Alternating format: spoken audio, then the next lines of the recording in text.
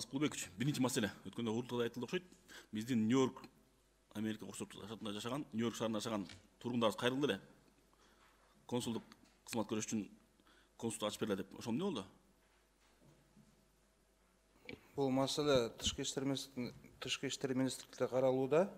Негизи бүгүнкү күндө Вашингтондогу биздин элчилик керектүү кезде эгерде биздин жарандарыбыз топтор чогулуп жааматтык кайрылуу жасаса, ошо негизинде биздин консул барып туруп Нью-Йоркко ошо жерде консулдук кызматтарды көрсөтөт. Бирок бул ачууга өзүңүз жакшы билесиз, каражат да керек, убакыт да керек. Бирок ошо негизинде биз иш жүргүзүп атабыз. Рахмат, ал жерде ар кандай нерсе болуп калат экен. Карап койсоңуздар, бул биринчи, экинчи темадан бир аз тышкары ошол эле мигрантка байланыштуу да. Биздин мигранттарыбыз, биздин жарандарыбыз чет жакка чыгып баратканда, аэропорт менен чыгабы же чек ара өтпөй көрмө пункттарынан чыгып баратканда, кээ бирлеринин штрафтар болуп, өзүңүздөр билесиз, чыга албай калып жатышат да.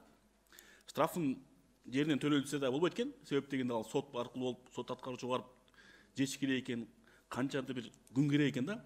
Ушуну чечүү максатында, улам Бердибаевич, биздин комитет чечим кабыл алсак, билетти бир компания алат да. Билет саткан бир сатып алат. Ошолорго бир милдеттенип койсок болобу? Билет алардын астында текшерсе, штрафы барбы жок экенби?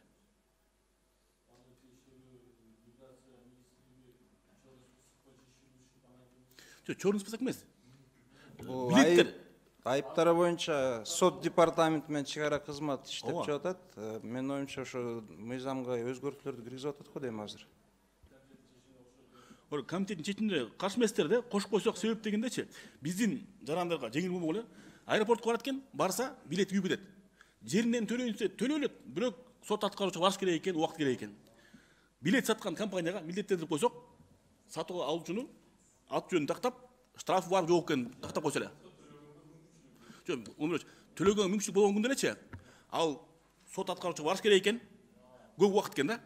Эң жакшы жолу ушундай билет саткан компанияны милдеттенип коюш керек экен.